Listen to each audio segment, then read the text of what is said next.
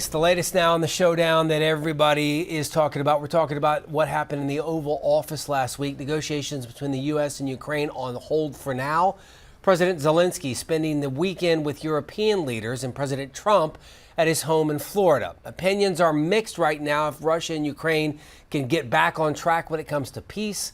NBC's Alice Barr now with the very latest on all that from Washington this morning. Alice, good morning.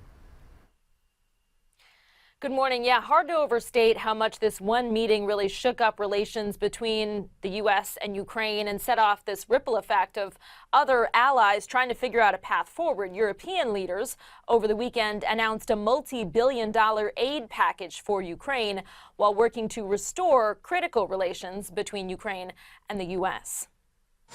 What's your message to Donald Trump? This morning, the U.S. and Ukraine navigating a diplomatic detour, with Ukrainian President Volodymyr Zelenskyy spending the weekend shoring up European alliances after Friday's Oval Office shouting match. You're not in a good position. You don't have the cards right now.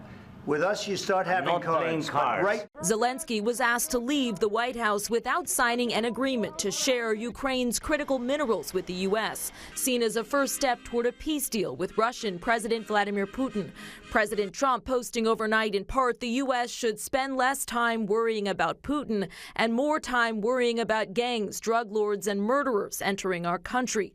Friday's meeting devolved when President Zelenskyy insisted his country needs security guarantees to prevent Putin from invading again. Secretary of State Marco Rubio adamant Russia has to negotiate before there's any peace to secure. But the question now is, can we get them to a table to negotiate? That's our goal. Don't do anything to disrupt that. Zelenskyy said Sunday he's still willing to sign the mineral deal and believes he can salvage his relationship with the U.S., even as European allies vowed to step up. We've agreed that the UK, France and others will work with Ukraine on a plan to stop the fighting. That as Democrats slammed the Trump administration's Ukraine approach. The White House has become an arm of the Kremlin. And protests broke out from Vermont, where Vice President Vance was on a family ski trip, to Seattle, where this Ukrainian voiced her people's fears. I'm terrified.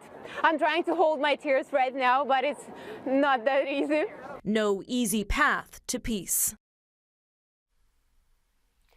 And NBC News has learned the Pentagon ordered U.S. Cyber Command to stop offensive cyber operations against Russia. That's according to a U.S. official familiar with the matter. Top Democrats are slamming the move as a bid to earn Putin's favor.